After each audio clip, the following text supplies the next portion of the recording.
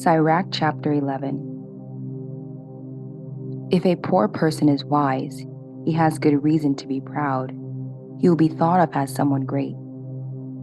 Do not compliment a person on his good looks. On the other hand, do not look down on someone who is unattractive. Compared to most flying things, a bee is very small, but the honey it makes is the sweetest of foods. Don't make fun of someone who has fallen on hard times and is dressed in rags. The Lord does wonderful things that human beings never notice. Many are the kings who have ended their careers sitting on the ground, while their crowns were worn by someone no one has heard of before. Many are the rulers who have suffered disgrace. Many are the famous people who have fallen into the power of others. Before you start criticizing, get your facts straight and think the matter through. Don't interrupt while someone is speaking. Hear what he has to say before you answer.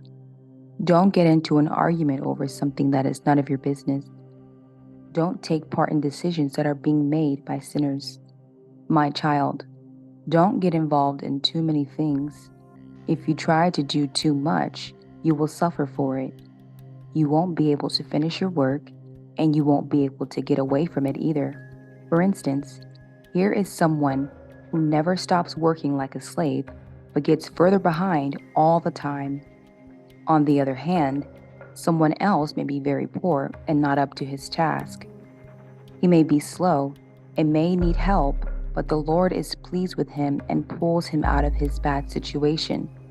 When he is back on his feet again, everyone is astounded. Everything comes from the Lord: success and failure, poverty and wealth, life and death, wisdom, understanding, knowledge of law, love, and the doing of good deeds. All these come from the Lord. Error and darkness have been with sinners from the beginning, and those who enjoy evil will have it with them until their old age.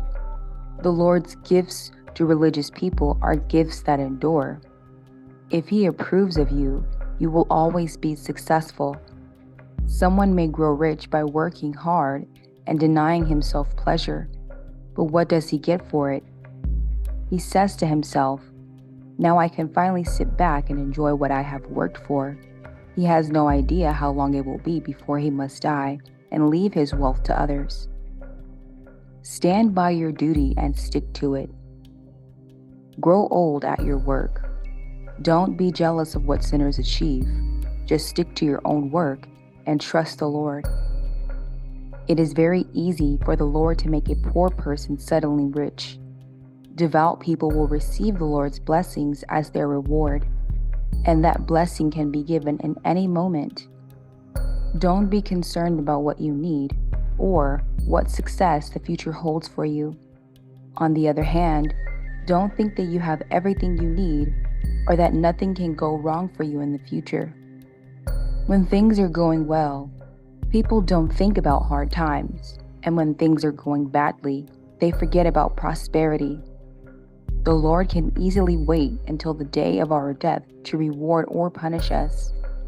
At that time, our deeds are open for all to see. All of our happiness can be erased in that one moment of misery. So then, don't think of anyone's life as happy until it is over, because all the evidence is not in until the person is dead. Be careful about the kind of person you invite into your home, because clever people can fool you in many ways. A proud person is a decoy to lure you into danger. Like a spy, he will look for your weaknesses. He will make good appear evil and find fault with the noblest actions. A single spark can set a pile of coals ablaze, and a sinner is just waiting for a chance to do violence. Watch out for such people and their evil plans. They will ruin you permanently.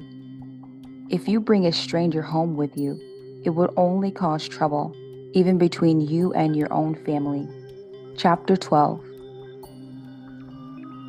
When you do a good deed, make sure you know who is benefiting from it. Then what you do will not be wasted. You will be repaid for any kindness you show to a devout person, If he doesn't repay you, the Most High will. No good ever comes from a person who gives comfort to the wicked. It is not a righteous act. Give to religious people, but don't help sinners. Do good to humble people, but don't give anything to those who are not devout. Don't give them food, or they will use your kindness against you. Every good thing you do for such people will bring you twice as much trouble in return. The Most High Himself hates sinners, and He will punish them. Give to good people, but do not help sinners. When things are going well, it is hard to tell who your real friends are, but in hard times you can recognize your enemies. Even your friends will leave you then. But when you are successful, your enemies will act like friends. Never trust any enemy. His wickedness is as destructive as rust. Watch out and be on guard against him, even if he acts ever so humble. He is like a metal mirror that rusts away if you don't keep it polished. Seat an enemy at your right hand, and the next thing you know, you'll be trying to get your own place of honor. Put him next to you, and he will overthrow you. Then you will realize the truth of my words, and be stung with regret when you remember them. Nobody feels sorry for snake charmers or wild animal tamers who get bitten, and nobody will feel sorry for you if you run around with sinners and get involved in their wrongdoing. An enemy will stay with you for a while, but not when trouble comes. He will speak fine words while he plots how to trap you. He will pretend to share your sorrows, but he will kill you if he gets a chance. If trouble comes your way, you will find him waiting, ready to trip you up while he pretends to help you.